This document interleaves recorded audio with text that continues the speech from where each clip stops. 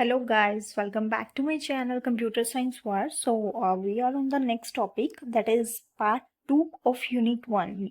Part 1 unit 1 we have completed already in the lecture number first, and we are starting from here. Now it is the part 2 of unit 1. Okay, so the topic is algorithm development in problem solving technique. Problem solving technique में हम algorithm को कैसे develop करते हैं. Okay, so what is an algorithm. तो technique में algorithm की development से पहले हमारे लिए ये पढ़ना जरूरी है कि एल्गोरिथम होता क्या है. Okay, so basically what is an algorithm. जब भी हम किसी प्रॉब्लम को स्टेप बाय स्टेप किसी प्रोसीजर को फॉलो कर रहे होते हैं, प्रॉब्लम को सॉल्व करने के लिए स्टेप बाय स्टेप किसी सीक्वेंस में किसी प्रोसीजर को फॉलो कर रहे होते हैं, तो वो हमारा क्या होता है, algorithm. For example we have to bake a cake. Okay, तो केक बनाने के लिए हम step by step procedure follow कर रहे हैं. ओके, सो हम क्या कर रहे हैं, बेसिकली एक एल्गोरिथम को फॉलो कर रहे हैं. ओके, तो ये क्या होती है, एक सोल्यूशन को पाने की, मतलब सोल्यूशन तक पहुंचने की एक सिस्टमेटिक अप्रोच होती है. ओके, तो उसको हम क्या बोल देते हैं,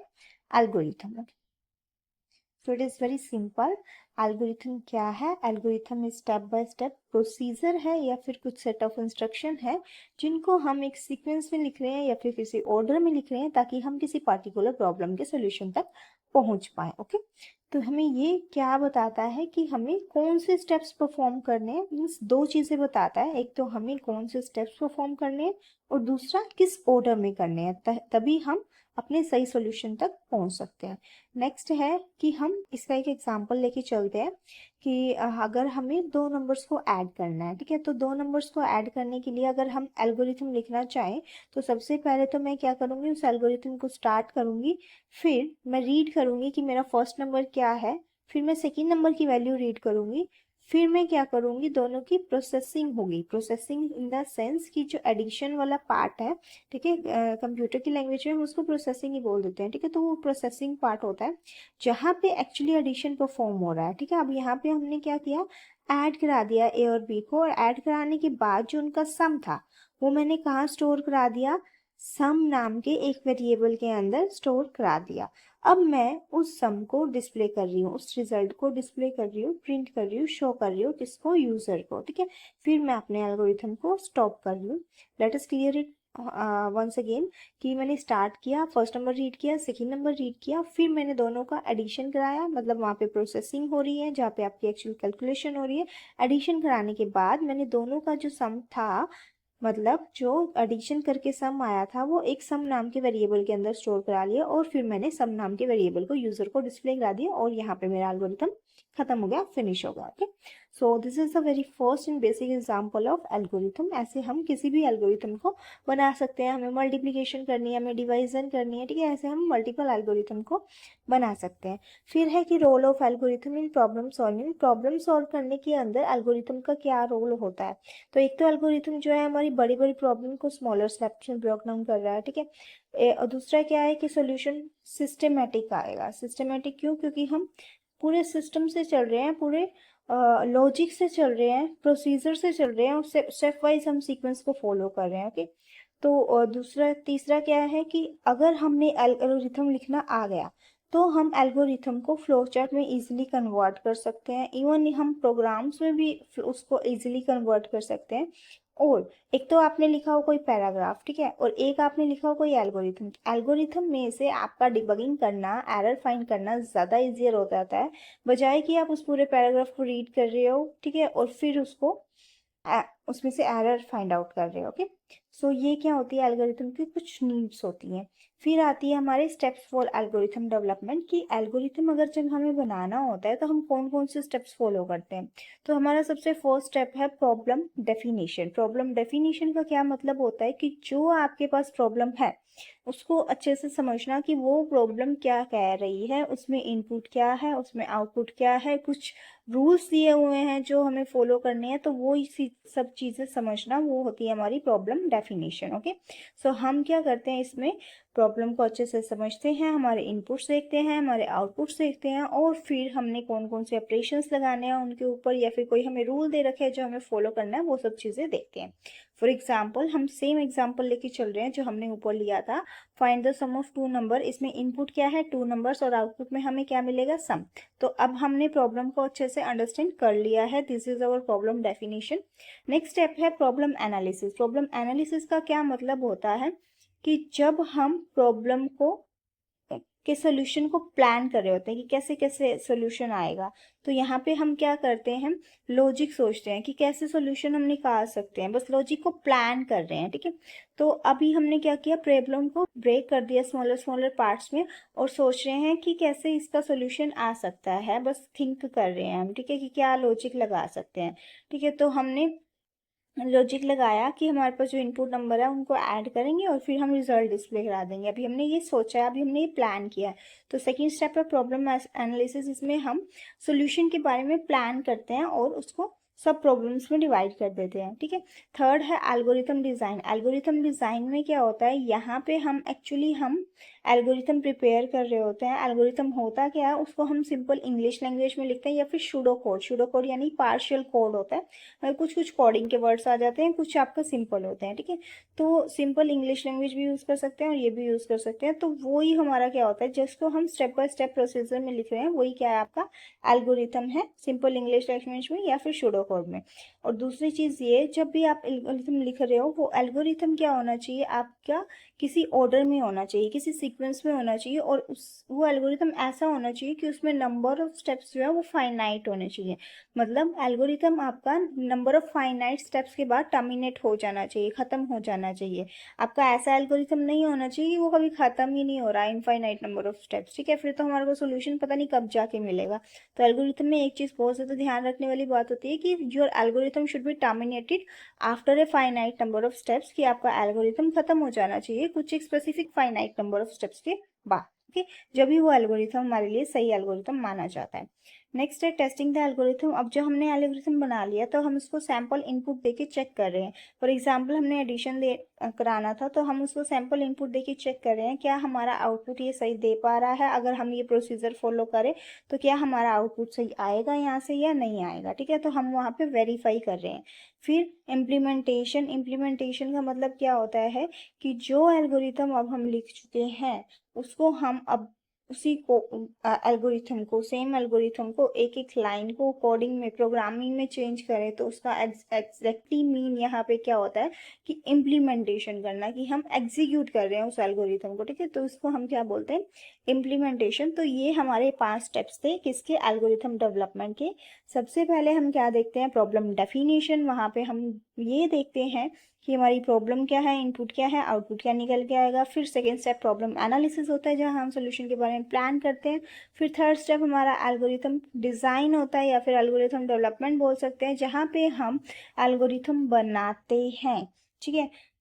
फोर्थ स्टेप में क्या करते हैं, उस एल्गोरिथम को टेस्ट करते हैं, और फिफ्थ स्टेप में इम्प्लीमेंटेशन कर देते हैं, किसमें, प्रोग्रामिंग लैंग्वेज के अंदर, ओके।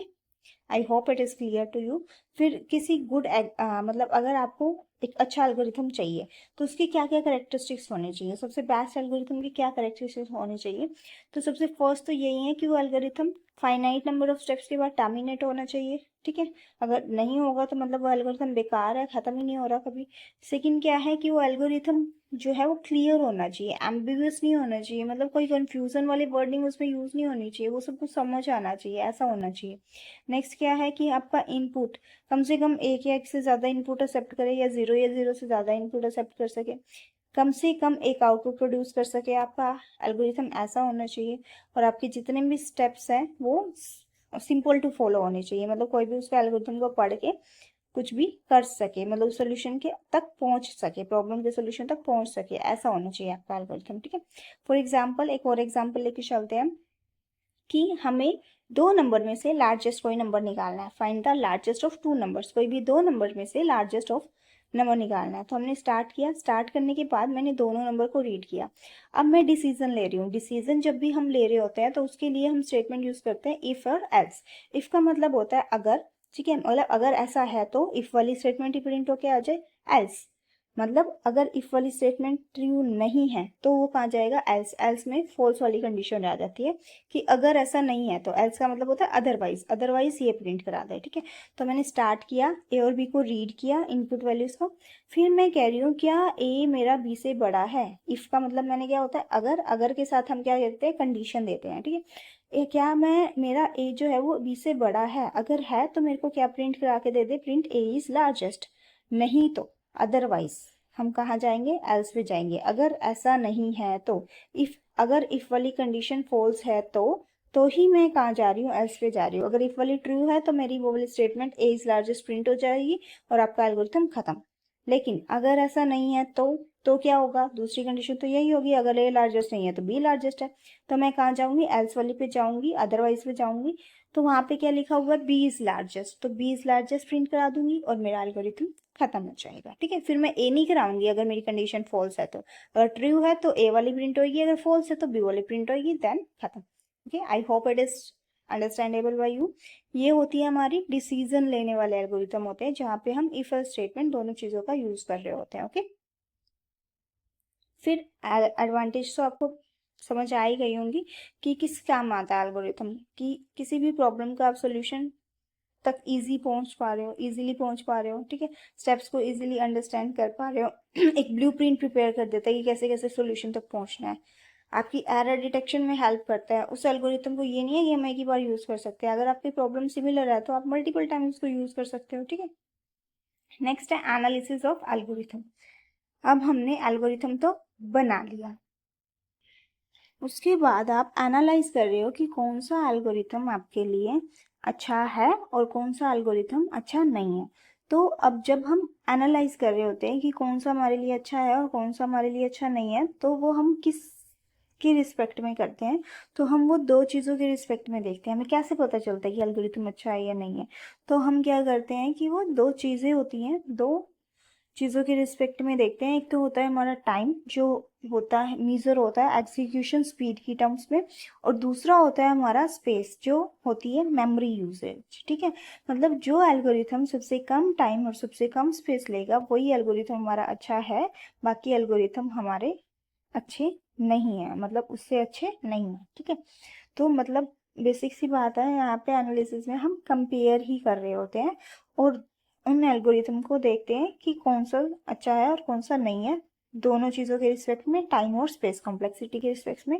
और अच्छे कब होंगे, कोई एक एल्गोरिथम सबसे बेस्ट कब होगा, जब उसकी ये दोनों चीज़ें मिनिमम होंगी, वो कि मिनिमम टाइम ले रहा होगा एग्जीक्यूट करने में और साथ में मिनिमम मेमोरी ऑक्यूपाई कर रहा होगा एग्जीक्यूशन करते वक्त उस एल्गोरिथम का, ठीक है।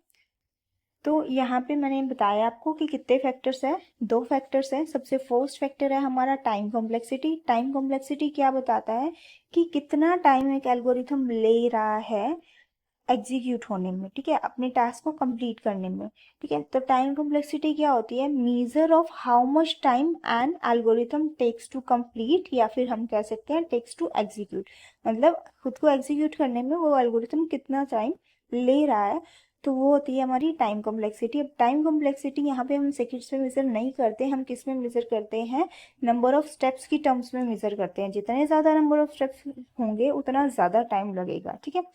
तो यहाँ पे आपकी सीपीयू की स्पीड के ऊपर डिपेंड करता है एक्चुअल टाइम, ठीक है। नंबर ऑफ स्टेप्स ज़्यादा तो स्पीड उसकी थोड़ी सी कम होगी, मतलब थोड़ा सा लोअर एग्जीक्यूशन होगा, ठीक है, टाइम ज़्यादा लगेगा। अगर कम होंगे तो एग्जीक्यूशन आपका फास्ट हो जाएगा, टाइम कम लगेगा। फिर आता है स्पेस कॉम्प्लेक्सिटी। स्पेस कॉम्प्लेक्सिटी मैंने अभी बताया कि हम मेमोरी और स्टोरेज की टर्म में बोलते हैं स्पेस कॉम्प्लेक्सिटी, कि कितनी मेमोरी या फिर कितनी स्टोरेज स्पेस वो अपने एग्जीक्यूशन के दौरान यूज कर रहा है, that is our space complexity. Okay, तो अब ये दो चीज़ों की तो बात हो गई। तो अब चीज़ आती है कि स्पेस तो आज के ज़माने में मतलब बहुत सारा ही है, ऑल्दो हम गूगल ड्राइव का यूज़ कर लेते हैं, हम क्लाउड्स का यूज़ कर लेते हैं, स्पेस परचेज कर लेते हैं, ठीक है, बहुत सारा इवन हमारी लैपटॉप्स में स्पेस है, ठीक है। तो स्पेस की बात अभी नहीं है हमारे टॉपिक्स में। तो बात आती है कि टाइम, टाइम को जब हम मेज़र करते हैं तो किस टर्म्स में मेज़र करते हैं, ठीक है।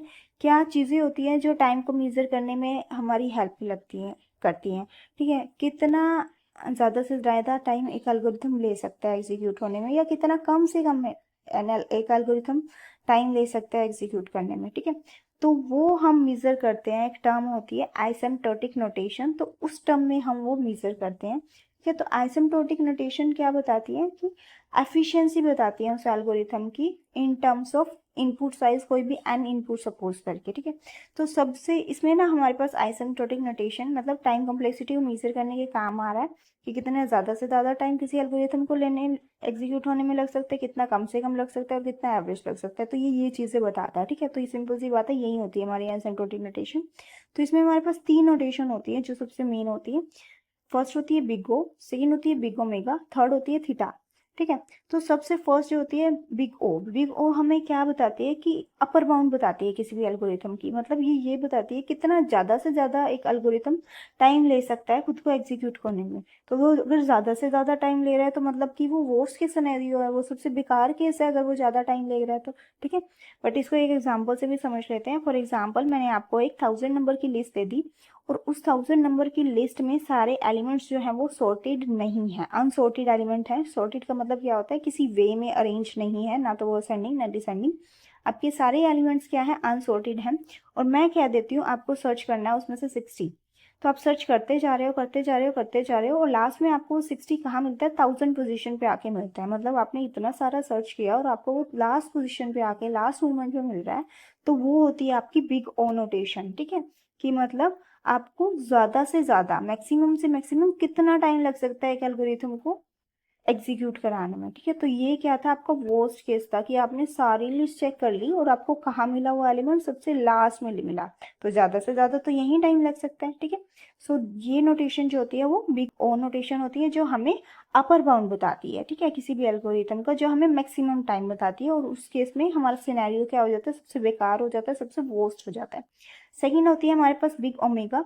बिग ओमेगा क्या बताती है, सबसे लोअर बाउंड बताती है। मतलब लोअर बाउंड का मतलब क्या होता है कि कितना कम से कम टाइम लग सकता है किसी एल्गोरिथम को एग्जीक्यूट कराने में। अब कम से कम लग रहा है तो ऑब्वियस सी बात है कि वो क्या होगा, बेस्ट होगा। तो ये हमारे को बेस्ट केस सिनेरियो देती है, ठीक है। फॉर एग्जाम्पल मैं बात करूं वही सेम 1000 लिस्ट की, आपने सर्च करना स्टार्ट किया वो आपको 60 वो फर्स्ट नंबर पे ही मिल गया। तो आपको कम से कम टाइम मिला क्योंकि आपने सर्च करना स्टार्ट ही किया और आपको फर्स्ट नंबर पे ही मिल गया, ठीक है। तो वो नोटेशन होती है जो वो होती है हमारे को बिग ओमेगा नोटेशन, और वो हमें क्या बताती है, सबसे कम से कम कितना टाइम लग सकता है, और वो हमारा बेस्ट केस सिनेरियो होता है जो हमें लोअर बाउंड बताता है, ओके। नेक्स्ट आती है हमारी big theta notation. Big theta notation क्या बताती है कि कितना एवरेज टाइम उस एल्गोरिथम को लग सकता है एग्जीक्यूट कराने में। मतलब आप सर्च तो कर रहे हो, वो आपको अप्रोक्स एलिमेंट जो है 60 नंबर वो कहाँ मिला, मिडल में कहीं मिला, ठीक है, अप्रोक्सीमेट मिडल में मिला, ठीक है। तो वो नोटेशन जो होती है वो थीटा नोटेशन होती है जो आपको एवरेज टाइम बताती है किसी के एल्गोरिथम को एग्जीक्यूट कराने के लिए, ठीक है। नेक्स्ट है हमारा एफिशिएंसी ऑफ एल्गोरिथम।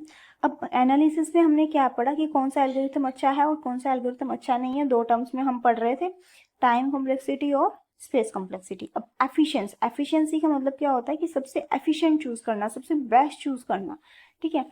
तो जब सबसे बेस्ट चूज कर रहे होते हैं तो हम 3 चीजें देखते हैं।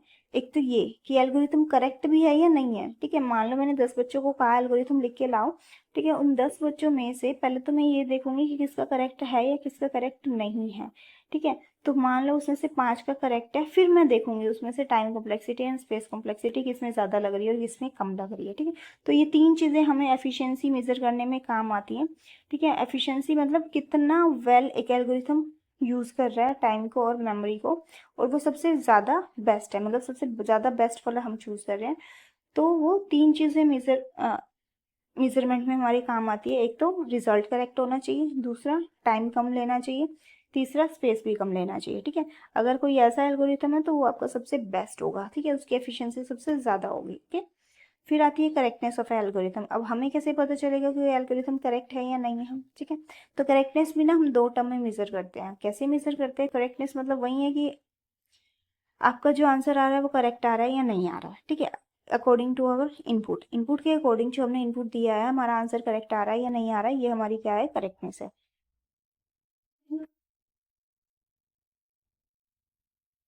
मीन्स हम ये चेक कर रहे हैं, करेक्टनेस 2 टर्म्स में चेक होती है।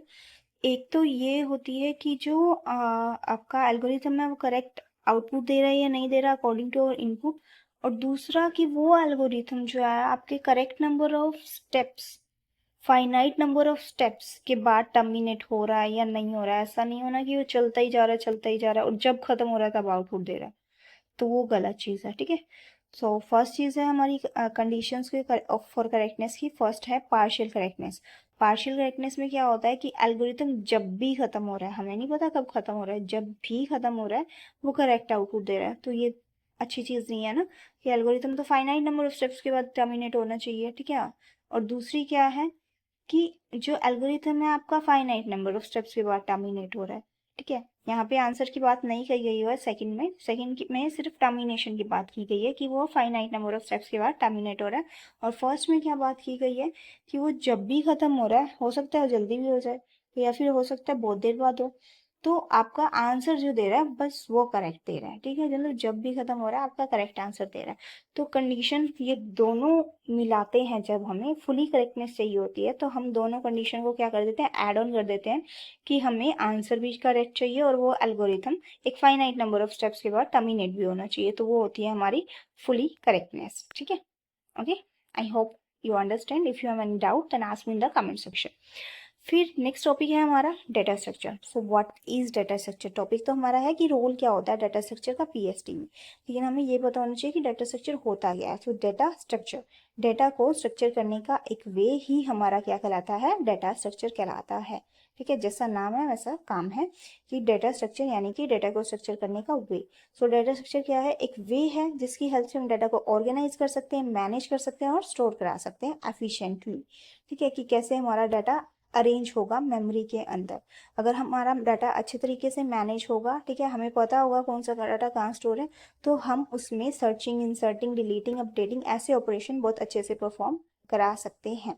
नहीं तो हमें पता ही नहीं होगा डाटा हमारा कहाँ है, या फिर ये वाला डाटा ऑलरेडी स्टोर है या नहीं है, हम बार बार उस डाटा को स्टोर कराते जा रहे हैं तो हम उसमें सर्च भी नहीं कर पाएंगे। मान लो हम हमारा डाटा अनसॉर्टेड है, ठीक है, हमें कुछ फाइंड आउट करना है तो हम फाइंड भी नहीं कर पा रहे हैं अच्छे से। ठीक है, हमें कितना टाइम लग रहा है उसको सर्च करने में, कोई भी चीज़ है।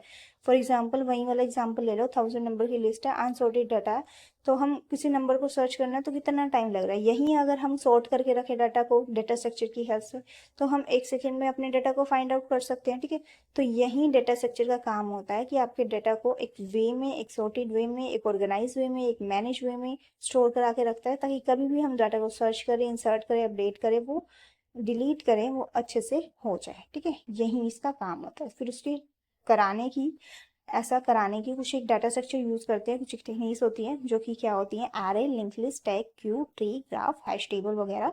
ठीक है, ये टेक्निक अभी हम यहाँ डिस्कस नहीं करेंगे क्योंकि ये सब हम डाटा स्ट्रक्चर के सब्जेक्ट में पढ़ते हैं, डाटा स्ट्रक्चर एक अलग सब्जेक्ट ही है। ठीक है, बट हमारा यहाँ पर यही टॉपिक है एक छोटा सा कि रोल क्या है डाटा स्ट्रक्चर का पीएसटी में। तो रोल ये है कि ये डेटा को एफिशिएंट वे में स्टोर करा रहा है, एफिशिएंट वे में ऑर्गेनाइज करा रहा है, ताकि हमारे लिए लार्ज अमाउंट ऑफ डेटा को ऑर्गेनाइज करना इजी हो जाए किसी प्रॉपर फॉर्मेट के अंदर। ओके, नेक्स्ट है fast access and retrieval of data. अगर आपका डाटा एक सॉर्टेड वे में अरेंज होगा तो आप उसको बहुत जल्दी एसेस कर पाओगे, बहुत जल्दी रिट्राइव कर पाओगे। ठीक है, बहुत जल्दी उसके ऊपर ऑपरेशंस परफॉर्म कर पाओगे। थर्ड है कि मेमोरी को मैनेज करके रख रहा है। आपका डाटा अगर सॉर्टेड है तो मेमोरी भी मैनेज होती है, मतलब आपको पता चलता रहता है कि कौन सा डाटा ऑलरेडी स्टोर है, आपको स्टोर नहीं कराना, अदरवाइज आप वो डाटा स्टोर कराते हो सिर्फ जो स्टोर नहीं है। अगर आप स्टोर कराने का ट्राई भी करते हो तो आपको ये बता देता है कि this file already exist in your system. Okay, तो ये क्या है, मेमोरी को मैनेज करने का काम करता है, आपकी मेमोरी वेस्टेज होने से भी बचाता है कौन, डेटा स्ट्रक्चर। ठीक है, आजकल एडिटर भी जो है सारे वो डेटा स्ट्रक्चर का यूज करते हैं, ब्राउजर्स में भी डेटा स्ट्रक्चर यूज कर हो रहा होता है कि आप जो सी साइट ओपन करी, आपने एक साइट ओपन की ब्राउजर में, फिर दूसरी करी, फिर तीसरी करी, फिर जब आप उसको बंद करना चाहोगे तो लास्ट वाली पहले बंद होगी, फिर उसके बाद वाली, फिर उसके बाद वाली, मतलब जो लास्ट में आया वो बाद में पहले जा रहा है, लास्ट इन फर्स्ट आउट। ठीक है, तो ये ऐसा हमारा स्टैक क्यू केस में होता है, तो वहां पे भी मतलब हम वेब ब्राउजर में भी डाटा स्ट्रक्चर का ही यूज हो रहा होता है, हर जगह डाटा स्ट्रक्चर का यूज होता है हमारी डेली लाइफ में। ओके, नेक्स्ट है सिंप्लीफाइंग कॉम्प्लेक्स प्रॉब्लम। हमारी कॉम्प्लेक्स प्रॉब्लम को सिंप्लीफाई करने के लिए भी हम डाटा स्ट्रक्चर का यूज करते हैं। ठीक है, ताकि हम इसकी हेल्प से अपनी प्रॉब्लम को इजीली सॉल्व कर पाए। नेक्स्ट है ये एल्गोरिथम डेवलपमेंट में भी हमारी हेल्प करता है, ठीक है, क्योंकि ये हमारे एल्गोरिथम की एफिशिएंसी को बताता है कि एफिशिएंसी एल्गोरिथम की बहुत ज़्यादा डिपेंडेंट है किसके ऊपर, डाटा स्ट्रक्चर के ऊपर। अगर डाटा स्ट्रक्चर हमारा अच्छा होएगा, डाटा हमारा ढंग से मैनेज होएगा, तो सीधी सी बात है, एल्गोरिथम हमारा बहुत ज़्यादा एफिशिएंट ही होगा, वो कम टाइम ही लेगा, ठीक है। और लार्ज अमाउंट ऑफ डाटा को हैंडल करने में भी ये डाटा स्ट्रक्चर हमारी बहुत हेल्प करते हैं, ठीक है। नेक्स्ट है, डेटा स्ट्रक्चर जो है वो रीयूजेबिलिटी और मॉड्यूलरिटी के फीचर को भी सपोर्ट करते हैं। रीयूजेबिलिटी का मतलब क्या होता है कि आपने एक डेटा स्ट्रक्चर को बार बार रीयूज कर सकते हो अगर आपकी प्रॉब्लम सिमिलर है तो, ठीक है, मतलब सेम डेटा स्ट्रक्चर आप मैनी टाइम्स रीयूज कर सकते हो अगर आपकी प्रॉब्लम सेम है तो।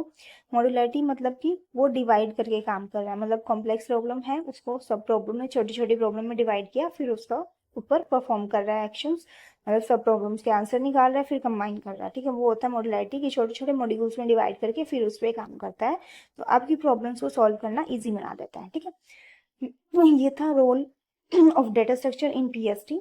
नेक्स्ट है हमारा प्रॉब्लम सॉल्विंग टेक्निक क्या होती है, कि मीन्स प्रॉब्लम सॉल्विंग टेक्निक के अंदर पहले हमने स्टेप्स पढ़े थे कि प्रॉब्लम एनालिसिस के क्या स्टेप्स होते हैं, फिर हमने एल्गोरिथम के स्टेप्स पढ़े, अब हम पढ़ रहे हैं कि प्रॉब्लम को अगर सॉल्व करना है तो कौन से स्टेप होते हैं। तो ये स्टेप 4 स्टेप होते हैं जो आपके सिलेबस के अंदर भी साफ साफ दे रखे हैं, ठीक है। इन चारों स्टेप को ही आपको एक्सप्लेन करके आना है पेपर में। तो नाम देखो क्या है, प्रॉब्लम सॉल्विंग स्टेप्स, ठीक है। तो मतलब वो स्टेप्स कौन से हैं, किस लिए हैं, प्रॉब्लम को सॉल्व करने के लिए ही स्टेप्स हैं। सो इसमें सबसे फर्स्ट स्टेप क्या होता है, understand the problem. Understand the problem, I think ये स्टेप आपको बहुत अच्छी तरह आ गया होगा।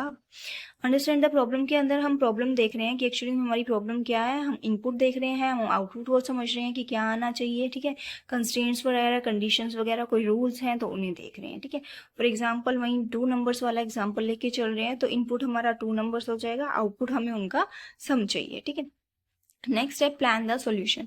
प्लान द सॉल्यूशन के अंदर यहाँ पे अब हमारे को एक बार प्रॉब्लम समझ आ गई तो हम एक सॉल्यूशन को प्लान करते हैं, यानी कि हम एल्गोरिथम बना लेते हैं, हम फ्लो चार्ट बना लेते हैं, ठीक है, कि कैसे कैसे इसको सॉल्यूशन निकालना है, हमने प्लान कर लिया एक एल्गोरिथम बना के, एक फ्लो चार्ट बना के, ठीक। फ्लोचार्ट क्या होता है, बेसिकली ग्राफिकल रिप्रेजेंटेशन होती है एल्गोरिथम की, ठीक है। हम ग्राफिकली जब एल्गोरिथम को रिप्रेजेंट करते हैं, कुछ एक सिंबल होते हैं उनकी हेल्प से रिप्रेजेंट करते हैं, तो उनको हम फ्लोचार्ट बोल देते हैं। ये हम सेकंड यूनिट में बहुत अच्छे से पढ़ेंगे, ठीक है। तो अभी हमने स्टार्ट किया, एल्गोरिथम बना लिया इस स्टेप में, ठीक है।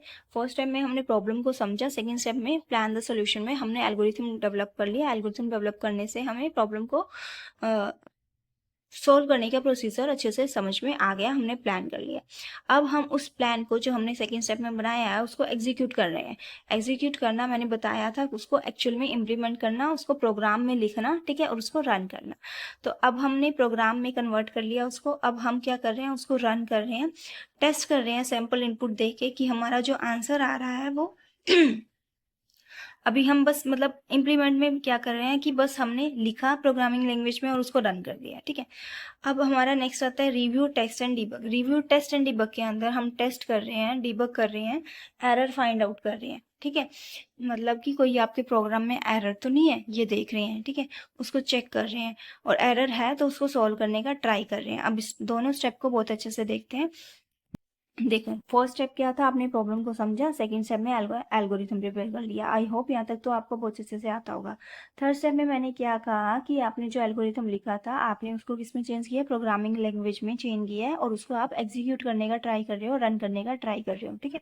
तो इसमें क्या होता है, एक छोटा सा सी का एग्जाम्पल लेके देखते हैं। मुझे पता है सी लैंग्वेज जो है सेकेंड यूनिट में अभी हमने डिस्कस नहीं करी है, छोटा सा कोड है, ठीक है, समझाने का ट्राई करूंगी, बाकी सेकेंड यूनिट में आपको अच्छे से समझ आ जाएगा क्योंकि स्टेप वाइज टॉपिक वहाँ पे सी लैंग्वेज के होंगे। यहाँ पे हम क्या लिखा, एक छोटा सा कोड लिखा, उसी का कोड है जो आपने एग्जाम्पल लिखा है, जो आपने एल्गोरिथम लिखा है, उसी कोड को हम यहाँ पे चेंज कर रहे हैं, किसमें, प्रोग्राम में। तो हाँ, यहाँ पे हम उसी का कोई भी प्रोग्राम लिखते हैं तो सबसे पहले हम लेते हैं हेडर फाइल। हेडर फाइल में क्या लिया हमने, hash include stdio.h। Hash include ये होती है हमारी प्रीप्रोसेसिव डायरेक्टिव।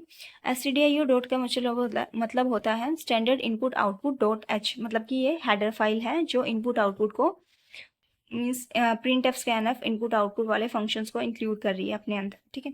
नेक्स्ट है इंट मेन। मेन फंक्शन से आपका एग्जीक्यूशन स्टार्ट हो जाता है, मतलब जो भी काम करते हो आप सारा मेन फंक्शन के अंदर करते हो, ठीक है। फिर आपने 3 वेरिएबल ले लिया, एक ए, एक बी और एक सम। ठीक है। तो अब तीनों वेरिएबल क्या है, इंटीजर टाइप के हैं, इसीलिए आपने उनके आगे क्या लगा दिया, इंट लगा दिया। अब आपको कुछ भी प्रिंट कराना होता है, मतलब जो भी आपको आउटपुट स्क्रीन के ऊपर चाहिए वो आप किसके अंदर लिखते हो, प्रिंट एफ के अंदर लिखते हो। और जो भी वैल्यू आपको यूजर से चाहिए आउटपुट स्क्रीन के ऊपर, मतलब जो वैल्यू आप यूजर से मांग रहे हो कि मुझे ये वैल्यू दो, वो आप किसमें लिखते हो, स्कैन एफ में लिखते हो। तो अभी आपको ए और बी की वैल्यू नहीं पता है, आप ए और बी की वैल्यू कहाँ से ले रहे हो, रन टाइम पे जब आप प्रोग्राम को रन कर रहे हो उस टाइम पे आप यूजर से वैल्यू मांग रहे हो कि मुझे ए और बी की वैल्यू दे दो। यूजर को हम कह रहे हैं कि एंटर टू नंबर, ए और बी की हमें वैल्यू दो। ओके, तो अब ए और बी की वैल्यू लेनी है, इसीलिए हमने ए के आगे और बी के आगे एम्परसेंड लगाया। और ये दोनों वैल्यू किस फॉर्म में लेनी है, इंटीजर फॉर्म में, इंटीजर फॉर्म में लेनी है, इसलिए हमने 2% डी लगाए हैं, एक ए के लिए और दूसरा बी के लिए। ठीक है, तो स्कैन एफ दोनों %d, एक ए के लिए एक बी के लिए, और वैल्यू किसकी लेनी है, ए की और बी की, इसलिए ए के आगे एम्परसेंड और बी के आगे भी एम्परसेंड। अब हमें क्या कराना है, सम के अंदर ए और बी का एडिशन कराना है, और फिर हम सम की वैल्यू को प्रिंट करा रहे हैं कि सम की जो वैल्यू आई है, सम इज इक्वल टू जो भी आएगा, मान लो आपने दे दिया 10 20, तो सम इज इक्वल टू 30 आपको प्रिंट करा के वो दे देगा। रिटर्न 0 से हमें ये बताते हैं कि प्रोग्राम खत्म हो चुका। ठीक है, तो ये हमने सिंपल सा कोड लिख लिया। तो अभी हमने यहाँ पे इनपुट नहीं दिया है। रिव्यू केस में क्या करते हैं, हम टेस्ट करते हैं, डिबग करते हैं। आपने प्रोग्राम लिखा, आपने रन किया तो आपको मान लो एरर आ गए, तो आप वहाँ पे उस एरर को रिजोल्व कर रहे हो। डिबग का मतलब यही होता है, डी मतलब रिमूवल, बग मतलब एरर, आप एरर को यहाँ पे रिमूव कर रहे हो। ठीक है, एरर को रिमूव कर रहे हो और फिर दोबारा से उसको रन कर रहे हो, दोबारा से उसको चेक कर रहे हो कि अब आपका आंसर जो है वो सही दे रहा है या फिर नहीं दे रहा। तो ये मतलब होता है किसका, रिव्यू में टेस्ट और डिबगिंग का, कि एरर आ रहा है तो उसको डिबग करना, रिमूव करना और फिर से टेस्ट करना। आई होप ये चारों स्टेप्स आपको अच्छे से क्लियर हो गए होंगे। बाकी कोडिंग वाला पार्ट अगर नहीं भी हुआ तो बस सब थोड़ा सा ध्यान रख लेना यहाँ पे, वो आपका सेकेंड यूनिट में बहुत अच्छे से क्लियर हो जाएगा। ओके, जब हम सीखो बहुत अच्छे से पढ़ेंगे तो यहाँ पे मैंने कुछ इनपुट्स देके वहाँ पे वैलिडेट करा रखा है कि आपका आंसर एग्जैक्ट आ रहा है या नहीं आ रहा, जो हमारा फोर्थ स्टेप था कि जिसमें हम चेक कर रहे थे डिबग करके कि आपका आंसर सही आ रहा है या नहीं आ रहा। मान लो मैंने 5 10 दे दिए दोनों नंबर की वैल्यू, तो आपका आउटपुट 15 आ रहा है जो कि करेक्ट है। दोनों नंबर 0 0 दे दिए तो भी 0 आंसर आएगा जो कि बिल्कुल करेक्ट है। एक -2 और एक 3 दे दिया तो 1 आएगा जो कि बिल्कुल करेक्ट है। ठीक है, तो ये चारों स्टेप आपके प्रॉब्लम सॉल्विंग के हो गए। पहले में आपने प्रॉब्लम को समझा, दूसरे में आपने क्या किया, सोल्यूशन को प्लान किया यानी कि एल्गोरिथम बनाया, तीसरे में आपने उसको प्रोग्राम में चेंज किया, फोर्थ में आपने उसको रन करा के डिबग करा के टेस्ट कराया। ठीक है, नेक्स्ट है आपका breaking the problem into sub problems, problems को सब प्रॉब्लम्स में ब्रेक करना। अब ये तो आपको बहुत अच्छे से आता है कि आपके पास कोई बड़ी प्रॉब्लम है, लार्ज प्रॉब्लम है, तो आप उसको डायरेक्ट सॉल्व कर ना करके क्या कर रहे हो, छोटी छोटी प्रॉब्लम्स में डिवाइड कर रहे हो। ठीक है, फिर उन छोटी छोटी प्रॉब्लम्स का सोल्यूशन फाइंड आउट कर रहे हो और फिर सारे सोल्यूशंस को कंबाइन कर रहे हो, छोटे छोटे सोल्यूशंस को, तो आपको पूरी प्रॉब्लम का सोल्यूशन मिल जाता है, बड़ी प्रॉब्लम का। ठीक है, तो इसमें वही सिंपल सी अप्रोच डिवाइड एंड कॉन्क्योर ही यूज होती है। ठीक है, कि आपने पहले डिवाइड किया था और फिर सॉल्यूशन को कंबाइन कर दिया तो आपको फाइनल सॉल्यूशन मिल गया। इसमें आप एग्जांपल भी ले सकते हो कि आपके पास एक बड़ी सी लिस्ट है जिसमें सारे क्या आए हैं, अनसॉर्टेड नंबर है, पहले आपने उसको 2 टुकड़ों में डिवाइड कर लिया। ठीक है, हाफ हाफ करके आपने लेफ्ट वाली को सोल्व किया, फिर आपने राइट वाली को सोल्व किया, फिर आपने मर्ज कर दिया और फिर आपका ये सोल्व करना बहुत ज़्यादा ईजी हो गया। ठीक है, फिर है next topic input output specification. Input output specification में दो चीज़ें होती है, एक तो इनपुट स्पेसिफिकेशन और दूसरा होता है आउटपुट स्पेसिफिकेशन। इनपुट स्पेसिफिकेशन में हम ये बताते हैं कि जो आपका इनपुट है किस टाइप का है, वो इंटीजर टाइप का है, वो स्ट्रिंग टाइप का है, वो फ्लोट टाइप का है, किस टाइप का आपका इनपुट है। ठीक है, मतलब किस टाइप का आपको डाटा गिवन है वो आपका आता है इनपुट स्पेसिफिकेशन। और वो इंटीजर, स्ट्रिंग, लिस्ट और फ्लोट का यहाँ पे क्या मतलब है, मतलब आपका इनपुट में अगर वैल्यू होल नंबर में आ रही है, मतलब विदाउट डेसिमल है, तो वो क्या है, इंटीजर टाइप का है। अगर आपकी वैल्यू जो है वो डेसिमल्स में आ रही है तो क्या है, वो आपका फ्लोट टाइप का है, फ्लोटिंग पॉइंट नंबर या फिर डेसिमल पॉइंट नंबर। अगर आपकी वैल्यू जो है कैरेक्टर्स में आ रही है, मतलब ABCD, ठीक है, हेलो वगैरह प्रिंट करा रहे हो, तो वो क्या है, आपका स्ट्रिंग टाइप का है। ठीक है, तो यहाँ से हम ऐसे पता करते हैं कि आपका इनपुट जो है वो किस टाइप का है, कि आप उसमें किस टाइप की वैल्यू दे रहे हो। ठीक है, वो होती है आपकी इनपुट स्पेसिफिकेशन। नेक्स्ट है आउटपुट स्पेसिफिकेशन। अब इनपुट में तो ये आ गया कि इनपुट किस टाइप का है, आउटपुट स्पेसिफिकेशन में जो रिजल्ट प्रोड्यूस आ रहा है वो किस टाइप का है। ठीक है, जो रिजल्ट है वो क्या आप आना चाहिए, पहले तो ये है कि सम आना चाहिए, मल्टीप्लाई आना चाहिए, आपने सॉर्ट कराया है तो सॉर्ट होके आना चाहिए, क्या आना चाहिए, मतलब रिजल्ट आपके क्वेश्चन के अकॉर्डिंग। ठीक है, और फिर किस टाइप का है रिजल्ट, ये दो चीज़ें हम देखते हैं किसमें, आउटपुट स्पेसिफिकेशन के अंदर। ठीक है, फिर है लास्ट टॉपिक है आई थिंक ये इनपुट वैलिडेशन। इनपुट वैलिडेशन का क्या मतलब होता है कि आप चेक कर रहे हो कि आपने जो इनपुट दिया है वो वैलिड है या नहीं है।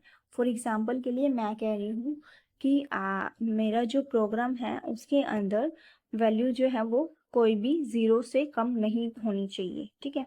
अगर कोई 0 से वैल्यू कम दे रहा है, ठीक है, रन टाइम पे हम यूजर से वैल्यू ले रहे हैं, अगर वहां पे कोई 0 से कम वैल्यू दे रहा है तो क्या प्रिंट करा दे कि आपकी वैल्यू जो आपने दी है वो इनवैलिड है, ठीक है। तो इसलिए ये प्रोग्राम रन नहीं हो पाएगा, please enter the valid number, ठीक है। तो इस टाइप से जो भी कंडीशंस होती हैं उनको हम बोलते हैं इनपुट वैलिडेशन, कि वहां पे हम इनपुट वैलिडिटी चेक कर रहे हैं कि आपका इनपुट अगर वैलिड है तो आपको करेक्ट आउटपुट मिल रहा है, अगर आपका इनपुट वैलिड नहीं है तो आपको कुछ लिखा हुआ मिल रहा है कि आपका जो भी आप प्रिंट कराओगे कि आपका इनपुट वैलिड नहीं है, please enter the correct number. For example के लिए मैंने एक सी का प्रोग्राम लिया जिसमें मैंने बोला कि पॉजिटिव नंबर डालने हैं, तो यूजर ने क्या किया, -5 डाल दिया रन टाइम पे किसी ने भी, ठीक है। तो वहां पे वो प्रोग्राम रन नहीं करना चाहिए अगर उसने वैलिड आउटपुट इनपुट नहीं डाला है। तो वहां पे क्या लिखा हुआ आना चाहिए प्रिंट में, ये लिखा होना आना चाहिए कि आपका इनपुट जो है वो इनवैलिड है, ठीक है, प्लीज पॉजिटिव नंबर एंटर करो। तो ये होती है आपकी इनपुट वैलिडेशन, ओके। फिर लास्ट टॉपिक है pre and post condition. Pre condition मतलब प्री मतलब पहले होता है, पोस्ट मतलब बाद में होता है।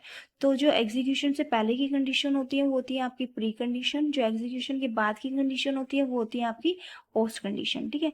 तो प्री कंडीशन क्या है, वो कंडीशन जो एग्जीक्यूशन से पहले की है, ठीक है। यानी कि ये चेक करना कि इनपुट वैलिड है या नहीं है, ये आपकी एग्जीक्यूशन से पहले की कंडीशन है। पोस्ट कंडीशन क्या होती है, जो आपके एग्जीक्यूशन के बाद की कंडीशन होती है, यानी कि ये चेक करना कि आउटपुट सही आ रहा है या नहीं आ रहा, ठीक है। फॉर एग्जाम्पल आप किसी नंबर का स्क्वायर रूट निकाल रहे हो, फॉर एग्जाम्पल आप 9 का ही स्क्वायर रूट निकाल रहे हो, आपका आंसर आ गया 3। अब आप कैसे चेक करोगे आपका आंसर सही है या नहीं है, तो पोस्ट कंडीशन में मैंने ये लगा दिया कि अगर आपका जो आउटपुट आया है, अगर आपका जो आउटपुट आया है वो आउटपुट इनटू आउटपुट करने पे अगर वो इनपुट के इक्वल आ रहा है तो आपका जो पोस्ट कंडीशन है वो सेटिस्फाइड है, अदरवाइज नहीं है, ठीक है। तो मैंने क्या बोला था, 9 का आपने स्क्वायर रूट फाइंड करना है, तो आपका आंसर क्या आ गया 3। तो आप 3 × 3 कर रहे हो तो क्या आ रहा है 9 आ रहा है, यानी कि वो इनपुट के इक्वल आ रहा है, तो मतलब आपका आंसर जो है वो करेक्ट है। तो आपकी ये वाली कंडीशन जो है पोस्ट कंडीशन सेटिस्फाइड हो गई, ठीक है। तो ये हमारा लास्ट टॉपिक था, यहाँ पे हमारी यूनिट 1 खत्म होती है। ये कुछ एक क्वेश्चंस है जो मैंने लास्ट में डाल रखे हैं जो अराइज हो सकते हैं आपके यूनिट 1 में से, okay. So you have to solve all these question, and if you have any of the doubt in any of the question then ask me in the comment section. I hope this unit 1 is clear to you, but if you have any of the problem in any of the topic then ask me in the comment section. जल्दी से unit 2 भी बनाने का try करूँगी। Thank you all, subscribe the channel, please like the video and share with your friends. Thank you ऐसे support करते हुए।